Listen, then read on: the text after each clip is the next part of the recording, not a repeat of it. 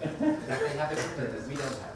Oh my goodness. So, and I was very jealous. Yes. No, I think this is need to do lab experiments. I used to run a university laboratory. This is a very specialized laboratory because it does the laboratory tests in a way that regulatory authority accepts the way.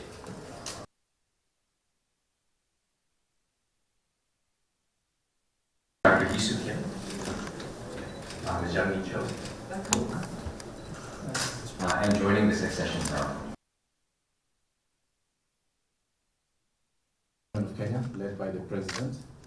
We have Cabinet Secretary Nakumicha, who has been very crucial in guiding this process. National Cancer Institute. We're calling it Kenya ICE because Kenya Advanced Institute of Science and Technology was keen to come to IBA immediately she presented her credentials. I'd like to invite Mr. George Bickerstaff for the accession ceremony. So probably as time goes by, number 5. And my name is Ondari Mogeni.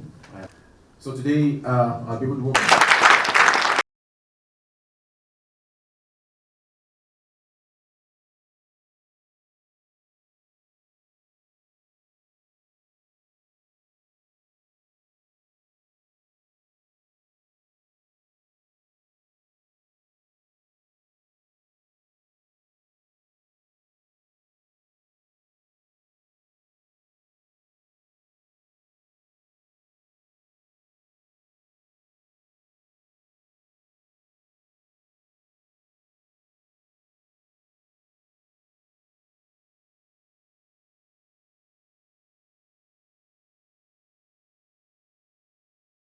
Vaccine Institute.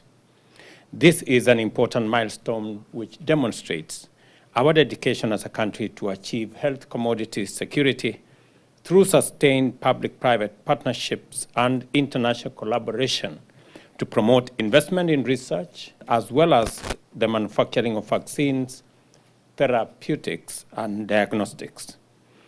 This significant achievement is the culmination of well-coordinated joint endeavor between the Ministry of Health, the Kenya Biovax Institute, and the Kenya Medical Research Institute in conjunction with the experts from international vaccine institutes, whose efforts I am delighted to recognize, appreciate, and congratulate.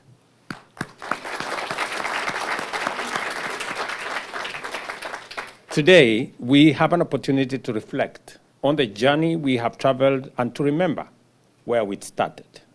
The last time we signed the papers in 2022 when I came here, I remember hosting Jerome in my office on a day like today, on a month like this month, last year. And I am truly delighted that the journey we agreed on today has come to fruition, and today we are raising the Kenyan flag here as a commemoration of Kenya's ascension to a state party of this great institution.